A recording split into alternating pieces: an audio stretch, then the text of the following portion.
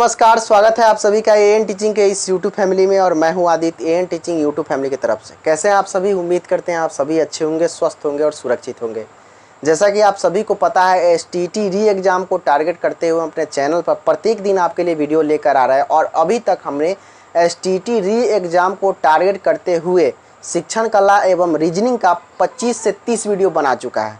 अगर आप हमारा सबसे पहले जनरल पेपर के लिए अर्थात रीजनिंग के लिए और शिक्षण कला के लिए वीडियो देखना चाहते हैं तो प्लेलिस्ट का लिंक हम अपने डिस्क्रिप्शन बॉक्स में दे दिए हैं, या आप हमारे चैनल पर जाकर प्लेलिस्ट में जाकर के आप हमारे एसटीटी री एग्ज़ाम को टारगेट करते हुए शिक्षण कला के हर एक टॉपिक को डेज 1 से लेकर के डेज 29 अर्थात 29 डेज तक आप देख सकते हैं। प्रत्येक दिन लगभग 16 घंटा हमने उस पर जो है शिक्षण कला का और रीजनिंग से संबंधित टॉपिक का वीडियो बनाया है। और आज का जो ये वीडियो है हमारा आप लोगों का बहुत ही डिमांडिंग टॉपिक है। और आप लोगों ने कहा कि सर आप शिक्षण कला एवं रीजनिंग का बहुत सारा वीडियो बना चुके हैं, अब थोड़ा सा सोशल साइंस पर भी ध्यान दिया जाए। तो आज का जो हमारा वीडियो है ये स्पेशली सोशल साइंस वालों के लिए है।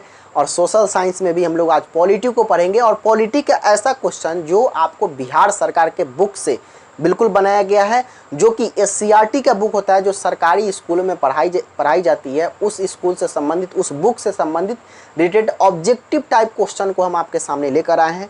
बस आप इस ऑब्जेक्टिव टाइप क्वेश्चन को समझिएगा, सुनिएगा तो आपको काफ़ी लाभ मिलेगा परीक्षा में। और कहीं ना कहीं 9th और 10th अर्थात आज का जो हमारा सेशन है, आज का जो हमारा वीडियो है, ये क्लास 10th का ऑब्जेक्टिव पॉलिटी का लेकर आए हैं। आप ध्यान से देखिएगा, लगभग 40 क्वेश्चन को हमने इसमें कवर किया है। और निश्चित रूप से आप इसे समझने की, सुनने की कोशिश कीजिएगा और आपको लाभ जरूर मिलेगा। अगर वीडियो अच्छा लगेगा तो प्लीज़ आप अपने कमेंट बॉक्स में ज़रूर बताइएगा कि हमको वीडियो अच्छा लगा सर, और आप और भी सब्जेक्ट का वीडियो बनाइए, तो हम ज़रूर आपके लिए वीडियो लेकर आएंगे। देखते हैं कि आपका फीडबैक कैसा रह रहा है। तो चलिए शुरू करते हैं। तो जैसा कि आप स्क्रीन पर देख पा रहे होंगे, वो एक नंबर क्वेश्चन, और एक नंबर क्वेश्चन देखिए क्या कहता है कि भारत में कहाँ महिलाओं के लिए आरक्षण की व्यवस्था है। ऑप्शन नंबर 1 है लोकसभा, ऑप्शन नंबर 2 विधानसभा, ऑप्शन नंबर 3 पंचायती राज सभा और ऑप्शन नंबर 4 है हमारा मंत्रिमंडल। तो आप सभी को बता दें कि यहाँ पर कह रहा है कि भारत में कहाँ महिलाओं के लिए आरक्षण व्यवस्था है। तो आरक्षण की व्यवस्था आपको पंचायती राज व्यवस्था में महिलाओं के लिए रखा गया है, ये बात आपको ध्यान रखना है। बाकी आपको बताते चले लोकसभा के बारे में। लोकसभा जो होता है यह संसद के निम्न सदन इसे कहेंगे, और राज्यसभा को हम लोग उच्च सदन के नाम से जानते हैं। विधानसभा आपको यह राज्य में होता है, आपको लोकसभा केंद्र में होता है, और विधानसभा जो है वो हमारा होता है राज्य में। ठीक है, तो इतना बात आपको ध्यान रखना है। लोकसभा के सदस्य बनने के लिए न्यूनतम उम्र आपको 25 साल चाहिए। विधानसभा का सदस्य बनने के लिए भी आपको न्यूनतम उम्र आपका 25 वर्ष होना चाहिए। वहीं अगर हम लोग बात करेंगे राज्यसभा की, तो राज्यसभा को उच्च सदन कहा जाता है, और उसको बनने के लिए, उसमें सदस्य बनने के लिए आपको न्यूनतम उम्र 30 वर्ष चाहिए। अगर वहीं जो है राज्यसभा की तरह ही हमारे राज्य में विधान परिषद होता है, और विधान परिषद का सदस्य भी बनने के लिए आपको 30 वर्ष न्यूनतम उम्र होना चाहिए। ठीक है, इतना बात आप ध्यान रखेंगे। और इस क्वेश्चन का जो सही उत्तर होगा वो पंचायती राज व्यवस्था होगा। चलिए क्वेश्चन नंबर 2 पर आते हैं। क्वेश्चन नंबर 2 कहता है कि सांप्रदायिक राजनीति के अर्थ संबंधी निम्नलिखित कथनों पर गौर करें। सांप्रदायिक राजनीति किस पर आधारित है? ठीक है, सांप्रदायिक राजनीति जो है वह किस पर आधारित है? एक धर्म दूसरे से श्रेष्ठ है। ऑप्शन नंबर 2 कहता है विभिन्न धर्म के लोग समान नागरिक के रूप में खुशी खुशी साथ रहते हैं। ऑप्शन नंबर 3 कहता है एक धर्म के अनुयायी एक समुदाय बनाते हैं। और ऑप्शन नंबर 4 कहता है एक धार्मिक समूह का प्रभुत्व बाकी सभी धर्मों पर कायम रहने में शासन की शक्ति प्रयोग नहीं किया जा सकता। क्वेश्चन कहता है कि सांप्रदायिक राजनीति के अर्थ संबंधी निम्नलिखित कथनों पर गौर कीजिए, और सांप्रदायिक राजनीति किस पर आधारित है? तो ये जो सांप्रदायिक राजनीतिक होता है वो हमारा होता है इस पर आधारित कि एक धर्म दूसरे से श्रेष्ठ है। ये हमारा जो है बेस जो होता है सांप्रदायिक राजनीति का, वह बेस हमारा इसी से मिलता है कि एक धर्म दूसरे से श्रेष्ठ है। ये सांप्रदायिक राजनीति के बारे में चर्चा करता है। ठीक है, ऑप्शन नंबर 1 के साथ जाएंगे, अर्थात 2 नंबर क्वेश्चन का जो सही उत्तर होगा वो ऑप्शन नंबर 1 होगा। ठीक है, अब आते हैं क्वेश्चन नंबर 3 पर। देखिए क्वेश्चन नंबर 3 क्या कहता है, निम्नलिखित में से कौन लोकतंत्र में रंगभेद विरोधी नहीं थे? अब रंगभेद विरोधी नहीं थे तो आप सभी को पता होगा कि मार्टिन लूथर तो हमारे रंगभेद विरोधी थे, और आपको पता है कि अफ्रीका में जो है हमारा ये वाला रंगभेद विरोधी वाला जो है कानून चला हुआ था, आपको पता भी होगा। तो इसका जो सही उत्तर होगा, निम्नलिखित व्यक्तियों में से कौन लोकतंत्र में रंगभेद विरोधी नहीं थे, है ना। तो नहीं की बात कर रहा है तो king Martin Luther. Option number 2 है महात्मा गांधी। ऑप्शन नंबर 3 है ओलंपिक धावक टॉमी स्मिथ एवं जॉन कार्लेस। और ऑप्शन नंबर 4 हमारा जेड गुडी। ठीक है, तो इसका जो सही उत्तर होगा वो आपको ऑप्शन नंबर 4 होगा, जेड गुडी। ठीक है, बाकी जो है रंगभेद विरोधी के ये सभी जो है आपको अगर हम लोग बात करें तो ये इनको तो रंगभेद विरोधी का जनक ही माना जाता है, मार्टिन लूथर किंग को। ठीक है, महात्मा गांधी भी थे इसमें जो है पार्टिसिपेट। और उसके बाद में अगर हम लोग बात करें तो ओलंपिक धावक टॉमी स्मिथ और जॉन कार्लेस जो है ये भी जो है बहुत बड़े विरोधी थे रंगभेद के, लेकिन ये विरोधी नहीं थे। कौन? ऑप्शन नंबर 4 में जो आपको दिख रहा है, और ऑप्शन नंबर 4 में हमारा जेड गुडी। ठीक है, अक्षर थोड़ा सा छोटा दिख रहा होगा आपको, लेकिन आपको ध्यान रखना है ये बातें। अभी हम थोड़ा सा बड़ा कर दे रहे हैं, तो ध्यान रखना ये बातें ना कि हम हर एक क्वेश्चन को, हर एक ऑप्शन को बोलेंगे, आपके सामने रखेंगे, तो इससे आपको क्वेश्चन पकड़ में आ जाएगा, है ना। चलिए क्वेश्चन नंबर 4 पर आइए। क्वेश्चन नंबर 4 क्या कहता है देखिए। क्वेश्चन नंबर 4 अब आपके सामने। क्वेश्चन नंबर 4 क्या कहता है देखिएगा। कहता है भारतीय संविधान के बारे में इनमें से कौन सा कथन सही है। ऑप्शन नंबर 1, यह धर्म के आधार पर भेदभाव की मनाही करता है। ये बिल्कुल बात सही है। हमारे भारतीय संविधान में, इंडियन कॉन्स्टिट्यूशन में यह बात कहा गया है कि भारत एक धर्मनिरपेक्ष राज्य है। अपने मन के अनुसार आप किसी भी धर्म को मान सकते हैं। हिंदू, मुस्लिम, सिख, ईसाई सभी आपस में रह सकते हैं। अगर कोई हिंदू है तो वह मुस्लिम धर्म को मान सकता है, कोई मुस्लिम है वो हिंदू धर्म को मान सकता है। मतलब धर्म मानने पर जबरन आप किसी के ऊपर नहीं कर सकते, धर्मनिरपेक्ष देश है। ठीक है, तो इसके बारे में कहता है यही ऑप्शन नंबर यह धर्म के आधार पर भेदभाव की मनाही है। बिल्कुल सही बात है ये।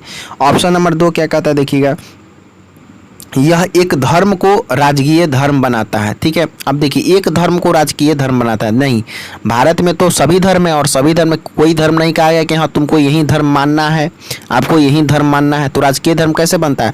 ऑप्शन नंबर 3, सभी लोगों को कोई भी धर्म मानने की आज़ादी है। ये बिल्कुल बात सही है। सभी लोग जो भी है धर्मनिरपेक्ष है हमारा राष्ट्र, और कोई भी हम धर्म मान सकते हैं। ऑप्शन नंबर 4 कहता है किसी धार्मिक समुदाय में सभी नागरिकों को बराबरी का अधिकार है। ये बिल्कुल बात सही है, सब में बराबरी का अधिकार है। यहाँ पर थोड़ा सा आप लोग सुधार कर लीजिएगा इस क्वेश्चन में कि भारतीय संविधान के बारे में इनमें से कौन सा कथन सही नहीं है। ठीक है, यहाँ पर आप थोड़ा सा सुधार करने की आपको ज़रूरत है। यहाँ पर सही नहीं है, यहाँ पर नहीं जोड़ लीजिएगा। तो आपको बता दें कि कौन सा सही नहीं है, तो ऑप्शन नंबर 2 सही नहीं है कि यह एक धर्म को राजकीय धर्म बनाता है। यहाँ पर आप नहीं को जोड़ लीजिएगा, नहीं है। ठीक है, तो हमारा ऑप्शन नंबर 2 बिल्कुल राइट हो जाएगा। और बाकी जो तीनों ऑप्शन हमको दिख रहा है ये बिल्कुल सही है, बल्कि ये बात भारतीय संविधान में नहीं कहा गया है कि एक धर्म जो है राजकीय धर्म बताता है। ठीक है, ऑप्शन नंबर 2 के साथ जाएंगे। अब आते हैं नेक्स्ट क्वेश्चन पर। नेक्स्ट क्वेश्चन देखिए क्या कहता है।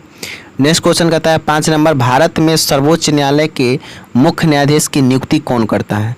तो आप सभी को पता होगा भारत में सर्वोच्च न्यायालय के मुख्य न्यायाधीश की नियुक्ति जो है वो राष्ट्रपति करता है। ये बात आपको ध्यान में रखना है। ठीक है, भारत में सर्वोच्च न्यायालय के मुख्य न्यायाधीश की नियुक्ति हमारा राष्ट्रपति करता है। ये बात आपको ध्यान में रखनी है। नेक्स्ट क्वेश्चन पर आते हैं। नेक्स्ट क्वेश्चन देखिए क्या कहता है। वित्तीय राजधानी के रूप में जानी जाती है। और वित्तीय राजधानी के रूप में भारत का वित्तीय राजधानी किसे कहा जाता है? तो भारत का वित्तीय राजधानी हम लोग मुंबई को कहते हैं, इसीलिए इस क्वेश्चन का सही उत्तर हो जाएगा मुंबई। ठीक है, अगर हम लोग बात करें इलेक्ट्रॉनिक सिटी के नाम से हम लोग बेंगलुरु को जानते हैं। नई दिल्ली तो हमारी राजधानी है ही, पटना हमारे बिहार की राजधानी है जो कि गंगा नदी के किनारे बसा हुआ है। ये भी बात आपको ध्यान में रखना है। नेक्स्ट क्वेश्चन पर आते हैं। क्वेश्चन नंबर 7 देखिए क्या कहता है। जब हम लैंगिक विभाजन की बात करते हैं तो हमारा अभिप्राय होता है, लैंगिक विभाजन की जब बात करते हैं, लैंगिक विभाजन का मतलब लड़का और लड़की की, हम लड़का है तुम लड़की है, लड़का ये नहीं कर सकता लड़की वो नहीं कर सकती। ठीक है, ये होता है लैंगिक विभाजन।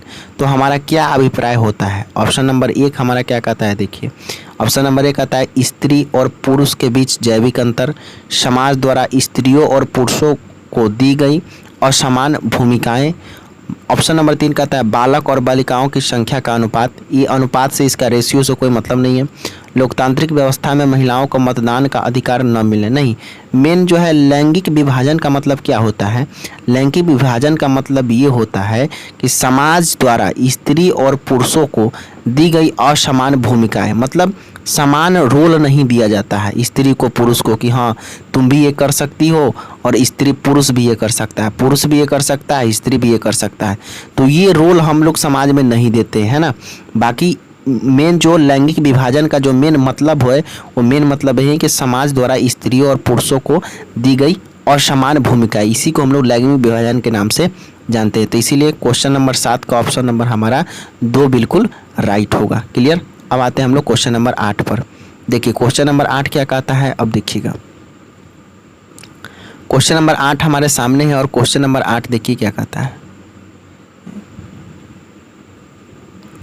कहता है क्वेश्चन नंबर 8 में कि लोकतंत्र जनता का, जनता के द्वारा जनता के लिए शासन है। यह कथन किसका है, तो यह कथन है अरस्तू का। ठीक है, इसको याद रखना। और ये आप सभी को बता दें कि ये क्वेश्चन जो हम आपको करा रहे हैं बिहार सरकार के बुक का क्वेश्चन है। ठीक है, अर्थात जो 9th 10th में जो 10th में जो क्वेश्चन पूछा जाता है, ये पूरे 10th का क्वेश्चन हम आपको डिस्कस करा रहे हैं।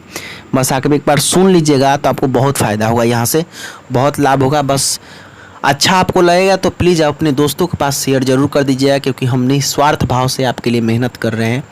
आपके लिए जगकर हम वीडियो बना रहे हैं, आपके लिए पोस्ट कर रहे हैं वीडियो, तो इतना तो ज़रूर मेरा कहना बनता है कि आप अपने दोस्तों के पास इसे शेयर ज़रूर कर दीजिएगा। ठीक है, चलिए अब आते हैं हम लोग क्वेश्चन नंबर 8 पर कि ये कहा था कौन, अरस्तू ने। ठीक है, इसीलिए हम लोग किसके साथ में जाएंगे, सॉरी, इस क्वेश्चन का सही उत्तर हो जाएगा लोकतंत्र जनता के द्वारा जनता के लिए शासन है। ये बात अब्राहम लिंकन ने कहा, अरस्तू बिल्कुल गलत होगा, अब्राहम लिंकन ने ये बात कही है। ठीक है, इसीलिए हम लोग ऑप्शन नंबर 2 के साथ में जाएंगे। ठीक है, अब आते हैं नेक्स्ट क्वेश्चन पर। नेक्स्ट क्वेश्चन देखिए क्या कहता है, क्वेश्चन नंबर 9 क्या कहता है, संघ सरकार का उदाहरण है। संघ सरकार का उदाहरण कौन सा है, अमेरिका है कि चीन है कि ब्रिटेन है कि इनमें से कोई नहीं है। ठीक है, तो यहाँ पर संघ सरकार का उदाहरण जो है हमारा अमेरिका है, जहाँ पर राज्य और संघ जो केंद्र और राज्य दोनों मिला हुआ रहता है उसे संघ सरकार के अंतर्गत में रखते हैं।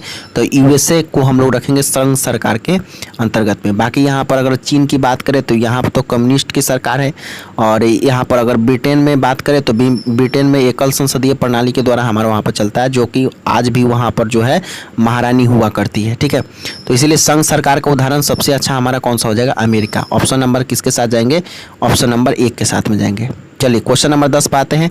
सांप्रदायिक राजनीति आधारित होती है। ठीक है, सांप्रदायिक राजनीति किस पर बेस होता है इसके बारे में कह रहा है। ठीक है, तो धर्म पर बेस होता है कि जाति पर बेस होता है कि क्षेत्र पर बेस होता है कि इनमें से कोई नहीं। ठीक है, तो इसका जो सही आंसर हो जाएगा सांप्रदायिक राजनीति मेन रूप से बेस होता है धर्म पर। ठीक है, सांप्रदायिक राजनीति का मतलब ये होता है कि यहाँ पर लोग जो है धर्म के आधार पर भेदभाव करने लगते हैं।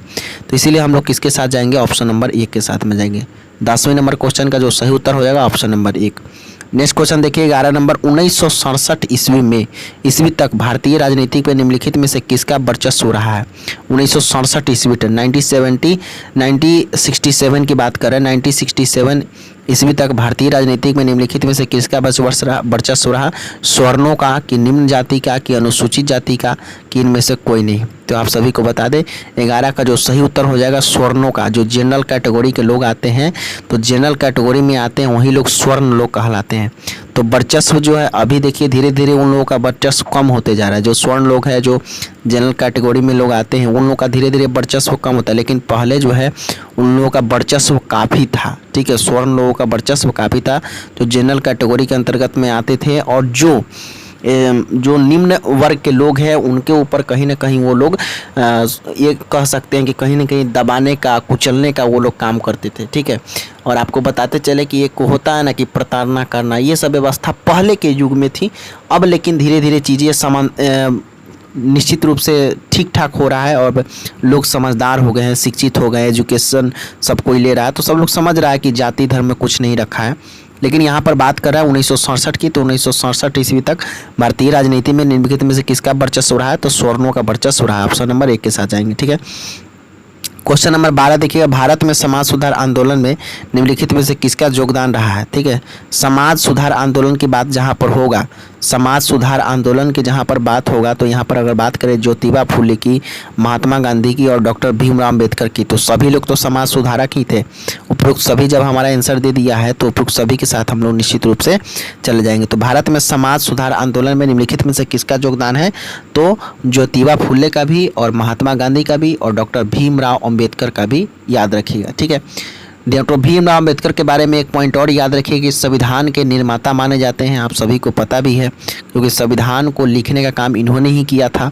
और इसके बारे में एक और बात याद बता दें आप लोगों को कि विश्व में सबसे बड़ा लिखित संविधान जो है वो हमारा भारत का ही है, जिसमें वर्तमान में जब संविधान सभा का गठन हुआ था तो उस समय जब संविधान का गठन हुआ था उस समय संविधान में 395 अनुच्छेद और उसके बाद में अगर बात करें तो आपको जो है 8 अनुसूचियाँ और 22 भाग था। ठीक है, वर्तमान में 395 की जगह लगभग 444 प्लस अनुच्छेद हो गया है।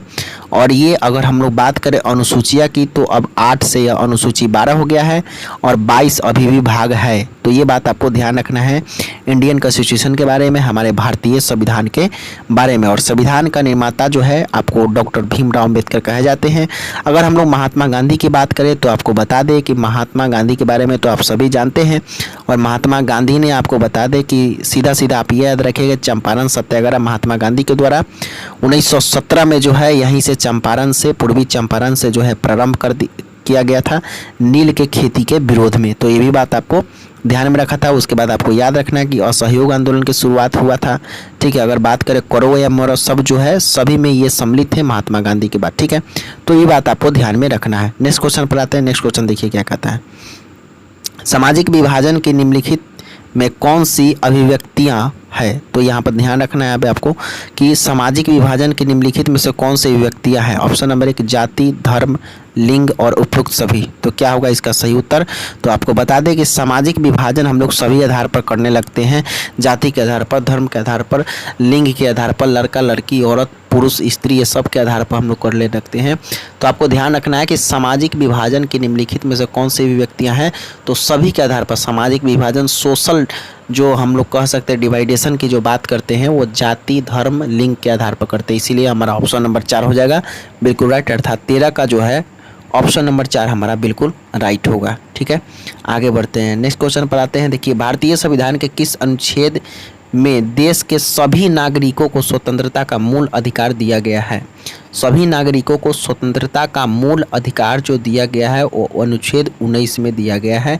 इस बात को आपको ध्यान में रखना है। ठीक है, तो यहाँ पर आपको ध्यान रखना है स्वतंत्रता का मूल अधिकार अनुच्छेद 19 में अगर हम लोग बात करें तो अनुच्छेद 21 में प्राण एवं दैहिक स्वतंत्रता की बात की गई है, ये भी बात आप ध्यान रखिएगा।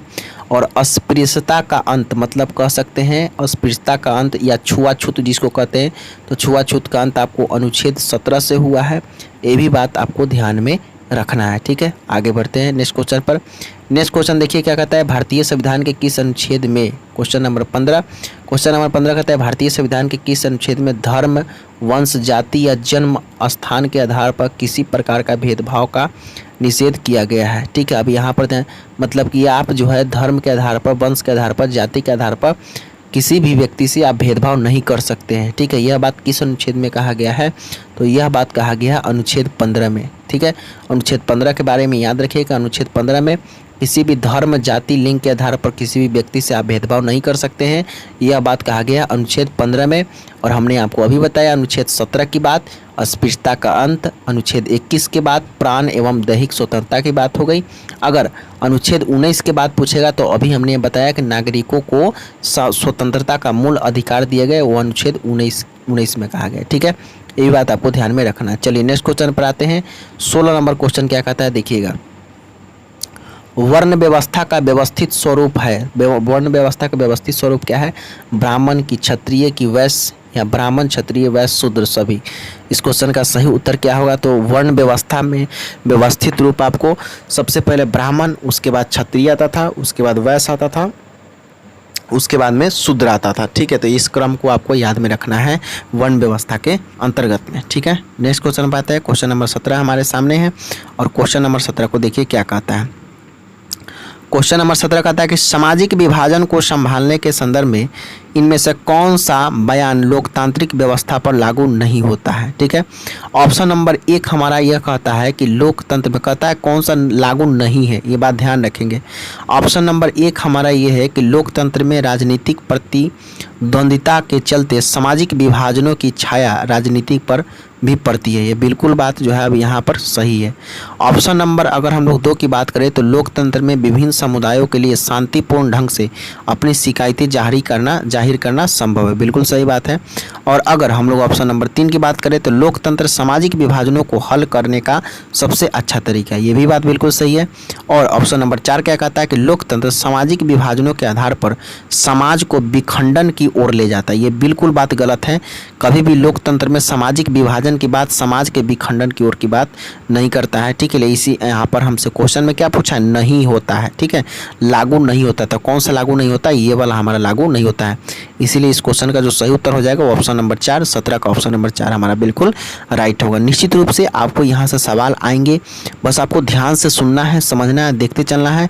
कुछ इंपॉर्टेंट टर्म्स को भी हम डिस्कस करते चल रहे हैं, तो आप निश्चित रूप से उसको सुनिए, समझिए, आपको यहाँ से फ़ायदा जरूर मिलेगा। चलिए अब आते हैं नेक्स्ट क्वेश्चन पर। नेक्स्ट क्वेश्चन हमारे सामने है 18 नंबर क्वेश्चन। देखिए क्या कहता है। ठीक है, 18 नंबर क्वेश्चन में कहा जाता है कि 1961 में मुंबई में मराठियों की संख्या थी। अब यहाँ पर ध्यान रखना है, 1961 में मुंबई में मराठियों की संख्या जो थी वो कितना थी, 34%। ऑप्शन नंबर 2 हमारा कहता है 38%। ऑप्शन नंबर 3 है हमारा 42% और ऑप्शन नंबर 4 है हमारा 48%। तो उस समय जो है मुंबई में मराठियों की जो संख्या थी वो हमारा 34% था। इस क्वेश्चन का सही उत्तर हो जाएगा हमारा 34% अर्थात 34%। ठीक है, नेक्स्ट क्वेश्चन पे आते हैं। क्वेश्चन नंबर 19 देखिए क्या कहता है। ठीक है, अब क्वेश्चन नंबर 19 के बारे में थोड़ा सा ध्यान देंगे आप लोग। निम्नलिखित 3 बयानों पर विचार कीजिए। देखिए बयान कौन कौन सा दिया है कि जहां सामाजिक अंतर एक दूसरे से टकराते हैं वहां सामाजिक विभाजन होता है। ठीक है, यह संभव है कि एक व्यक्ति की कई पहचान हो। ठीक है, ऑप्शन नंबर 3 कथन नंबर 3 कहता है सिर्फ भारत जैसे बड़े देशों में ही सामाजिक विभाजन होते हैं। इन बयानों में से कौन कौन सा बयान सही है, आपको बताना है। इन बयानों में से कौन कौन सा बयान हमारा सही है। तो अगर हम लोग बात करें अ की बात, तो कहता है कि जहाँ सामाजिक अंतर एक दूसरे से टकराते हैं वहाँ सामाजिक विभाजन होता है। बिल्कुल, अगर हम लोग सामाजिक अंतर, हम कहते हैं कि हम धनी हैं, हम गरीब हैं, हम अमीर हैं, तुम गरीब हो, तो ये जो हम लोग एक तरह से सामाजिक अंतर जो करते हैं तो कहीं ना कहीं एक समाज में जो है उसका डिवाइडेशन, सोशल डिवाइडेशन की बात की तरफ हम लोग लेकर चले जाते हैं। तो ये तो बात बिल्कुल सही हो रहा है। अगर उसके बाद में देखिए ब में क्या कर रहा है, कहता है कि यह संभव है कि एक व्यक्ति की कई पहचान हो। ठीक है, ये भी बात, समाज में अलग अलग तरह के व्यक्ति होते हैं। ठीक है, और जो है आपको बता दें कि ये भी बात बिल्कुल सही है, क्योंकि व्यक्ति की पहचान जो है समाज में अलग अलग तरीक़ों से, कोई व्यक्ति कुछ भी कर सकता है, आइडेंटिटी बदल सकता है, कुछ भी हो सकता है।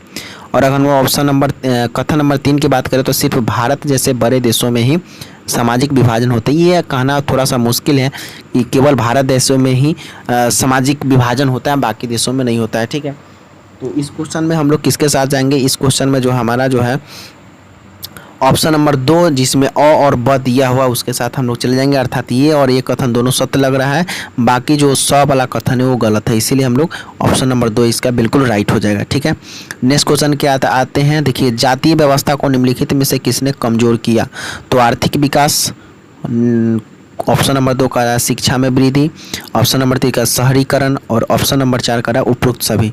जाति व्यवस्था को निम्नलिखित में से किसने कमजोर किया। ठीक है, तो जाति व्यवस्था को कमज़ोर करने वाला सबसे जो अहम बिंदु है वो आपको बता दें, आर्थिक विकास की बात करें, इकोनॉमिक डेवलप की बात करें, या शिक्षा में वृद्धि की बात करें, या शहरीकरण की बात करें, ये सब जो है कहीं ना कहीं हमको जो है जाति व्यवस्था को कमज़ोर करने का काम किया। और बिल्कुल जाति व्यवस्था कमज़ोर होना भी चाहिए, क्योंकि होता क्या है कि अभी जो है आज की डेट में भी हम लोग वर्तमान युग में भी जाति के पीछे पड़े हुए रहते हैं कि हम ये जात है, हम वो जात है। तो कहीं ना कहीं जब शहरीकरण हुआ, लोग जब शहर में रहने लगे, तो वहाँ पर जातीयता बिल्कुल ख़त्म हो गया कि कौन कैसा जात है, किसके साथ हम रह रहे हैं, उससे कोई मतलब नहीं है।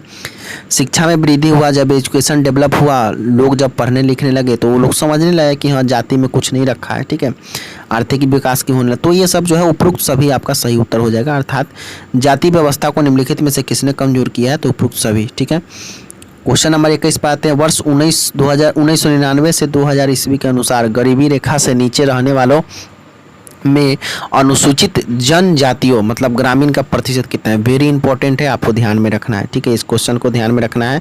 क्वेश्चन नंबर 21 का जो सही उत्तर हो जाएगा आपको 45.8%, ठीक है।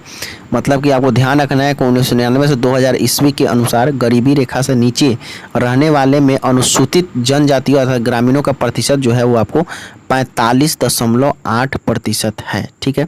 इस क्वेश्चन का जो सही उत्तर हो जाएगा वो हो जाएगा हमारा ऑप्शन नंबर 1, ठीक है।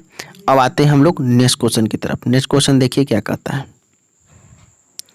अब देखिएगा नेक्स्ट क्वेश्चन क्या कहता है। देखिए अब ये कहता है कि श्रीलंका में सिंहली को किस वर्ष राज्यसभा के रूप में घोषित किया गया, ठीक है। क्वेश्चन नंबर 22 है और क्वेश्चन नंबर 22 को हम आपको बताते कि चले कि श्रीलंका में सिंहली को किस वर्ष जो है राज्यसभा के रूप में घोषित किया गया था। तो आपको इसका जो सही उत्तर हो जाएगा 1956 में, ठीक है। 1956 की बात है। श्रीलंका में सिंहली को किस वर्ष राज्यसभा के रूप में घोषित किया गया था। तो सिंहली को राज्यसभा में घोषित 1956 में किया गया था श्रीलंका में। ये बात आपको ध्यान में रखना है। देखिए नेक्स्ट क्वेश्चन क्या कहता है। राजनीतिक में सांप्रदायिकता के निम्नलिखित में कौन से स्वरूप है, ठीक है। राजनीतिक में सांप्रदायिकता के निम्नलिखित में से कौन से स्वरूप है। ऑप्शन नंबर 1 कहता है धार्मिक पूर्वाग्रह, ऑप्शन नंबर 2 परंपरागत धार्मिक अवधारणाएं, ऑप्शन नंबर 3 एक धर्म को दूसरे धर्म से श्रेष्ठ मानने की मान्यताएं और ऑप्शन नंबर 4 उपरोक्त सभी। क्या होगा इसका सही उत्तर। तो कहीं ना कहीं सांप्रदायिकता के निम्नलिखित में से कौन सा स्वरूप है। सांप्रदायिकता का मतलब इन सभी के कारण सांप्रदायिकता हमारा जो है मजबूत हुआ है। धार्मिक पूर्वाग्रह हम लोग रखते हैं कि धार्मिक पूर्वाग्रह का मतलब ये होता है कि जब हम किसी चीज़ में मान्यताएं रखने लगते हैं कि हाँ हम ऐसा पहले हमारे जो है घर में ऐसा होता था तो आज भी हम वैसा करेंगे। परंपरागत धार्मिक अवधारणा का मतलब वही हुआ कि पूर्व से जो धारणा हमारे घर में हमारे खानदान में जो चला आ रहा है वही हमारा परंपरागत धार्मिक अवधारणा हो जाता है। और एक धर्म को दूसरे धर्म से श्रेष्ठ मानने की मान्यता, ये सब कहीं ना कहीं सांप्रदायिकता को बल को मजबूत करता है। सांप्रदायिकता की बात हम लोग पिछले क्वेश्चन में भी किए हैं, ठीक है। तो इस क्वेश्चन का जो सही उत्तर हो जाएगा ऑप्शन नंबर 4 हो जाएगा, ठीक है। नेक्स्ट क्वेश्चन पे आते हैं। नेक्स्ट क्वेश्चन देखिए क्या कहता है। श्रीलंका में निम्नलिखित में से कौन सा धर्म है। तो श्रीलंका में बौद्ध धर्म है कि हिंदू है कि ईसाई है कि इनमें से कोई नहीं, ठीक है। तो आपको बताते चले कि श्रीलंका में ज़्यादा जो है बौद्ध धर्म है। बौद्ध धर्म को आप याद रखिएगा। इसका जो सही उत्तर हो जाएगा वो आपका ऑप्शन नंबर 1 हो जाएगा, ठीक है। अब नेक्स्ट क्वेश्चन पे आते हैं 25 नंबर। भारत में कृषि क्षेत्र में महिलाओं की कुल भागीदारी क्या है। तो भारत में कृषि क्षेत्र में महिलाओं की जो कुल भागीदारी है वो 40% है, ठीक है, 40%। अगर आपको ये क्वेश्चन अच्छा लग रहा होगा ना तो प्लीज़ कमेंट में ज़रूर बताइएगा। हम आपको पॉलिटी का पूरे 9th और 10th का ऑब्जेक्टिव पूरा करा देंगे। अगर आप लोग फीडबैक अच्छा देंगे तो हम 9th और 10th का पूरा पॉलिटी करा देंगे आपको क्वेश्चन आंसर के साथ में, ठीक है। तो फीडबैक आप जरूर दीजिएगा। फीडबैक कमेंट बॉक्स में बताइएगा हमको, ठीक है। नेक्स्ट क्वेश्चन देखिए। 15वीं लोकसभा में महिलाओं की भागीदारी कितनी थी। तो 15वीं लोकसभा में महिलाओं की जो भागीदारी थी वो 10.68% थी। ये बात ध्यान में रखना है, 10.68%, ठीक है। तो ऑप्शन नंबर किसके साथ जाएंगे। ऑप्शन नंबर 3 के साथ हम लोग जाएंगे, ठीक है। नेक्स्ट क्वेश्चन देखिए। नेक्स्ट क्वेश्चन क्या कहता है। नेक्स्ट क्वेश्चन क्या कहता है। 27 नंबर क्वेश्चन देखिए क्या कहता है। भारत में पंचायती राज संस्थाओं में महिलाओं को कितना प्रतिशत आरक्षण दिया गया है। तो पहले ही क्वेश्चन था कि किस में आरक्षण दिया गया है महिलाओं को, तो पंचायती राज संस्था में। अब यहाँ पर क्वेश्चन ये है कि कितना प्रतिशत आरक्षण दिया गया है। तो आपको ध्यान रखना है कि 33% महिलाओं को पंचायती राज में आरक्षण दिया गया, ये भी बात आपको ध्यान में रखना है। नेक्स्ट क्वेश्चन देखिए 28 क्या कहता है। अधिकारों और अवसरों के मामले में महिलाओं को विशेष प्रश्रय देने वाला व्यक्ति क्या कहलाता है। अधिकारों और अवसरों के मामले में महिलाओं को विशेष प्रश्रय देने वाला व्यक्ति क्या कहलाता है। ऑप्शन नंबर 1, ठीक है, नारीवादी, सांप्रदायिक, पाखंडी और धर्मनिरपेक्ष, ठीक है। तो अब यहाँ पर देखिए, अब धर्मनिरपेक्ष तो अलग अलग हो गया। धर्मनिरपेक्ष का मतलब ये हो गया कि अपने अपने धर्म को माना, जो जिस धर्म में मान्यता रखता है उस धर्म को मान ले, वो हमारा होता है धर्मनिरपेक्ष। पाखंडी का मतलब कुछ अलग होता है। सांप्रदायिकता का मतलब अभी हमने आपको बताया, ठीक है। तो अधिकार एवं अवसर के मामले में जो महिलाओं को विशेष प्रथम देने वाला, जो महिलाओं को जो है प्रायोरिटी देता है, प्राथमिकता देते हैं, उसे हम लोग नारीवाद कहते हैं, ठीक है। कि हाँ, नारी लोगों को सम्मान दिया जा रहा है और उसको भी अधिकार अपना दिया जा रहा है, ठीक है। तो इस क्वेश्चन का जो सही उत्तर हो जाएगा ये 28 का ऑप्शन नंबर 1 बिल्कुल राइट हो जाएगा, ठीक है। नेक्स्ट क्वेश्चन पे आते हैं। सत्ता की साझेदारी के पक्ष में तर्क क्या है। ठीक है, ऑप्शन नंबर ए कहता है देश की एकता को कमज़ोर बनाती है, विभिन्न समुदायों के बीच टकराव कम करती है, और उसके बाद देखिए ऑप्शन नंबर 3 क्या कहता है। ऑप्शन नंबर 3 जो है हमारा, वो ऑप्शन नंबर 3 यहाँ पर दिया होगा। ऑप्शन नंबर 3 कहता है यह विविधता को अपने में समेट लेती है। विविधता का मतलब ये होता है अलग अलग। विविधता का मतलब समझिएगा, विविधता का मतलब होता है अलग अलग। जैसे हमारा देश जो है विविधताओं का देश है। विविधताओं का देश का मतलब यहाँ पर आप देखे होंगे कि सबसे ज़्यादा विविधता आपको भाषा की विविधता है हमारे देश में। ठीक है, प्रत्येक 8 किलोमीटर 10 किलोमीटर पर हमारा भाषा चेंज होते रहता है। ठीक है, तो आपको बता दें सबसे ज़्यादा भाषा की विविधता है। उसके बाद में खान पान का भी विविधता है। आपको पता होगा बिहार के लोग लिट्टी चोखा पसंद करते हैं, लेकिन अगर वहीं गुजरात में चले जाइए तो वहाँ पर कुछ अलग डिश लोग अच्छा पसंद करते हैं। अगर दक्षिण भारत में चले जाएंगे तो वहाँ पर इडली डोसा लोग पसंद कर लेते हैं। अगर महाराष्ट्र में चले जाएंगे तो पाव भाजी लोग पसंद करते हैं। तो सबका खाना अलग अलग है। उसके बाद में पहनावे ओढ़ावे की भी विविधता है। हम लोग जो है बिहार में रहते हैं तो हम लोग जो है कुर्ता पहनते हैं, पैजामा पहनते हैं, पैंट पहनते हैं, शर्ट पहनते हैं, लेकिन राजस्थान में जाएंगे तो वो लोग कुर्ता पहनते हैं। ठीक है, वो लोग जो है माथे पर अपना पाग बांधते हैं। ठीक है, पगड़ी बांधते हैं। तो सबका विविधता है। तो भाषा की विविधता है हमारे देश में, खान पान की विविधता। फिर विविधता का मतलब ही होता है अलग अलग। ठीक है, सभी चीज़ के। ठीक है, तो यहाँ पर कहता है यह विविधता को अपने में समेट लेती है। ऑप्शन नंबर 4 कहता है निर्णय लेने में विलम्ब करती है। ठीक है, तो इसका जो सही उत्तर हो जाएगा अर्थात 29 का जो सही उत्तर हो जाएगा वो कौन सा हो जाएगा? ऑप्शन नंबर हमारा 2 हो जाएगा। ठीक है, इसका जो सही उत्तर हो जाएगा क्या हो जाएगा? ऑप्शन नंबर 2, अर्थात अभी हमने आपको बताया विभिन्न समुदाय के बीच टकराव कम करती है। ठीक है, ऑप्शन नंबर 2 सत्ता की हिस्सेदारी के पक्ष में सही तर्क क्या है? तो सही तर्क ये है कि विभिन्न समुदाय के बीच में टकराव कम करती है। चलिए अब आते हैं नेक्स्ट क्वेश्चन पे। 30 नंबर क्वेश्चन हमारे सामने है और 30 नंबर क्वेश्चन देखिए क्या कहता है।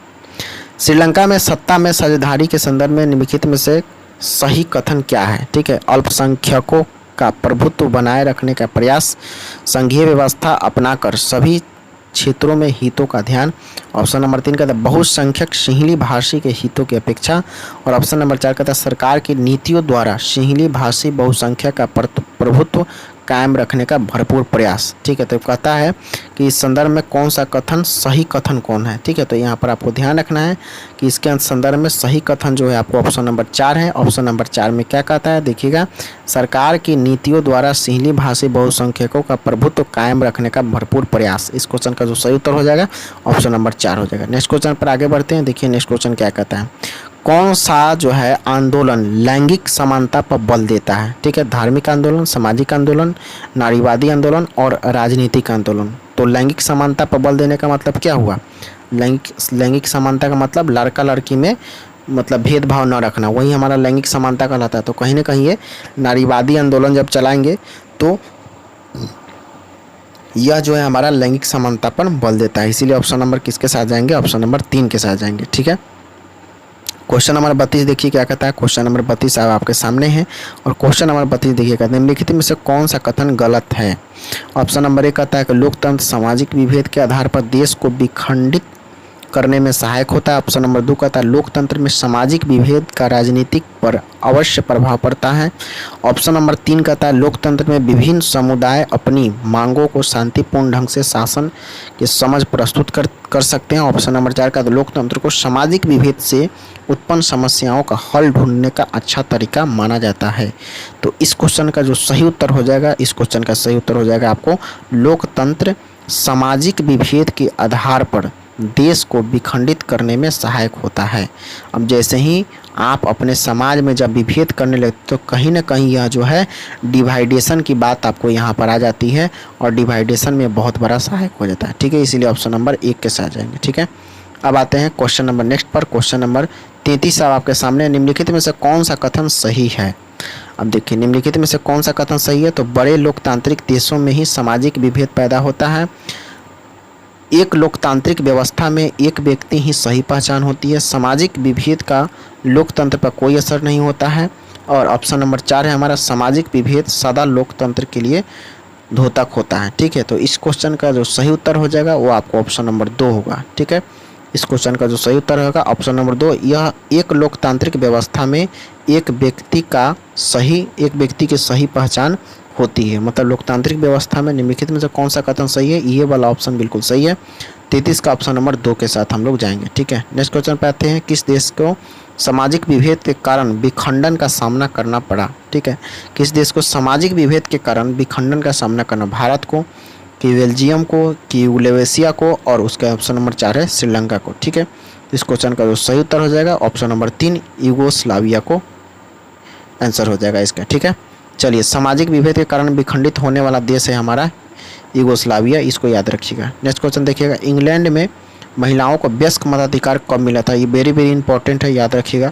इंग्लैंड में महिलाओं को वयस्क मताधिकार कब मिला था? तो आपको बता दें कि वयस्क मताधिकार 1928 में मिला था, ये बात आपको ध्यान में रखना है। नेक्स्ट क्वेश्चन देखिए। निम्नलिखित में से भारत के लिए कौन सा कथन सही है? ठीक है, यह धर्मनिरपेक्ष सिद्धांत है, यह धर्म की प्रधानता, यहाँ जो है धर्म की प्रधानता, ऑप्शन नंबर 3 का यहाँ धार्मिक स्वतंत्रता का अभाव है, और यहाँ धार्मिक सौंदर्य का प्रभाव है। ठीक है, इस क्वेश्चन का सही उत्तर होगा, आपको दिखाई दे रहा होगा कि यहाँ धर्मनिरपेक्षता का सिद्धांत है। जिस धर्म को आप चाहते हैं उस धर्म को आप मान सकते हैं। ठीक है, इसीलिए ऑप्शन नंबर 1 के साथ में जाएंगे। इस क्वेश्चन का जो सही उत्तर हो जाएगा ऑप्शन नंबर 1 होगा। ठीक है, नेक्स्ट क्वेश्चन पर आते हैं। नेक्स्ट क्वेश्चन देखिए क्या कहता है। सामाजिक विभाजन का आधार नहीं है जाति, भाषा, धर्म, मानवता। ठीक है, तो सामाजिक विभाजन का आधार जाति पर तो हम लोग कर देते हैं, भाषा पर कर देते हैं, धर्म पर कर देते हैं, लेकिन मानवता, ह्यूमैनिटी पर कभी भी सामाजिक विभाजन, सोशल डिवाइडेशन की बात नहीं हो सकता है। ठीक है, इस क्वेश्चन का जो सही उत्तर हो जाएगा ऑप्शन नंबर 3 हो जाएगा। ठीक है, अगर आपको वीडियो अच्छा लग रहा हो तो प्लीज़ आप कमेंट में जरूर बताइए। अगर और ऐसा क्वेश्चन चाहते हो हम